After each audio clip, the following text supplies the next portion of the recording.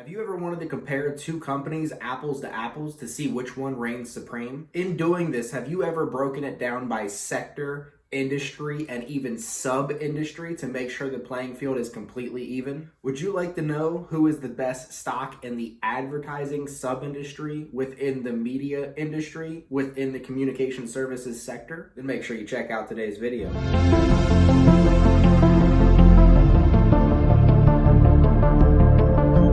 Before we get started, if you guys wouldn't mind smashing the like button, it's free and it helps my video get recommended to others on YouTube. I would appreciate it. Thank you. All right, so this is now the second video in the Versus series. So my last video was the Home Depot versus Lowe's, which I will link up here. And I'm always wondering what else I can bring you guys. So I was sniffing around on Fidelity's website and I found their stock screener. So Fidelity's stock screener actually allows you to filter stocks by a bunch of different things. And I was able to do it by sector, industry, and sub-industry, and then also filter those stocks to just those that are paying dividends. So basically, I thought that it'd be cool if each Monday for the foreseeable future, if we went through each of these sub-industries and I could expose the stocks that are in the sub-industry, have them compete against each other, and hopefully provide you guys the best stock within each industry and sub-industry. And you guys can do a deeper dive on your own to see if these stocks might be right for you. Now let's get to the content. So first thing we got to do again is set the criteria for the series and the guidelines for the video.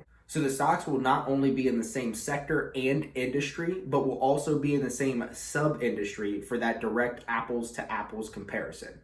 And we will also be looking at these stocks in a mystery fashion to keep the suspense until the end of the episode. So the first thing we're going to be looking at is the market cap. We're not giving any points for this, but this is basically we're going to start from the smallest market cap to the next smallest market cap, and we're going to compare those two companies. The winner is going to advance into the next smallest market cap, and so on. The next thing we're going to be looking at is the growth. So we're going to be looking at the revenue year over year, and we're going to give 1 point to the highest percentage, and the revenue 3-year CAGR, and we're going to again give 1 point to the highest percentage. Next category is going to be profitability, and we're going to be looking at the gross profit margin, and we're giving 1 point to the highest percentage. Then we're going to dive into momentum, and we're going to be looking specifically at the 52-week range, and how you get a point here is being the highest percentage off of your 52-week high. Ideally, that's going to show which one is at the biggest discount. That's going to get you the point. And then the last category is going to be dividends. So we're going to be looking at the forward yield, the forward annual payout, and the payout ratio, all from Seeking Alpha.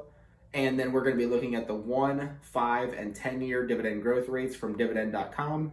And the winner will be decided by the total number of points received. There's 10 points possible, and revealed at the end of the episode. So the two companies we're going to be looking at in today's video is National CineMedia, stock ticker NCMI, and Interpublic Group of Companies, stock ticker IPG.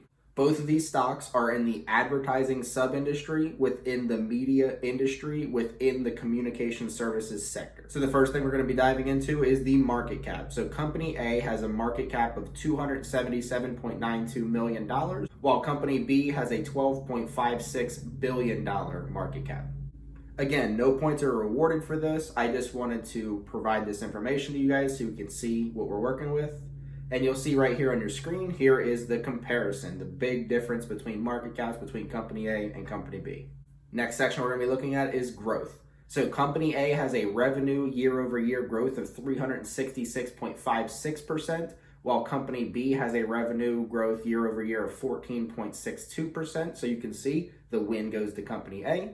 And then the revenue 3-year CAGR for Company A is negative 30.81%, while the same is 4.05 for Company B. So Company B gets the win on that one. So the result of this group is 1 point to Company A, 1 point to Company B. And you guys can see right here, the score is 1-1. Next section we're going to be looking at is profitability. So Company A has a gross profit margin of 34.46%, and Company B has a gross profit margin of 23.08%. So Company A gets the win here. So the results of this group is 1 point to Company A, no points to Company B, and that brings the current score of 2 points for Company A and 1 point for Company B. Next category we're going to be looking at is the momentum. So Company A had a 52-week high of $5.37 per share, and their current price as of Friday at market close was $1.41 per share, which means they are 74% off of their all-time high.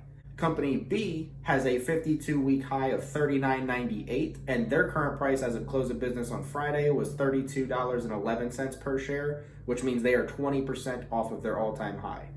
Company A has the higher amount off of their all-time high, so they are the winner of the momentum category, giving them 1 more point and bringing the score after the momentum section of 3 points for Company A, 1 point for Company B. All right, getting into the last category here, we have the dividends. So Company A has a forward dividend yield of 8.45%, while Company B has a forward dividend yield of 3.71%. So that's a win for Company A.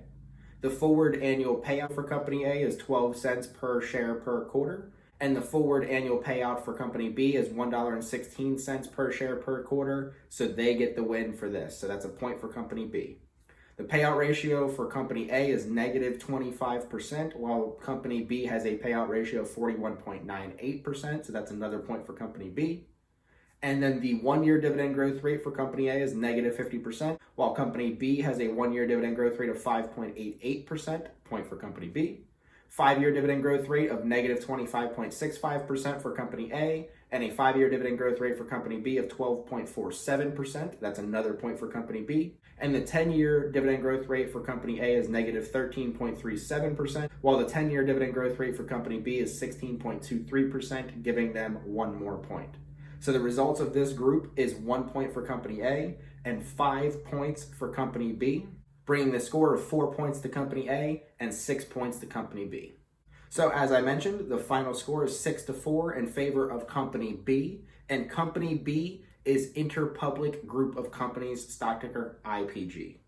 So there is more than one stock within this sub-industry, so stay tuned for next Monday's video where IPG will move on to face the only other stock that pays dividends in the advertising sub-industry of the communication services sector to determine which advertising stock is the best of the best.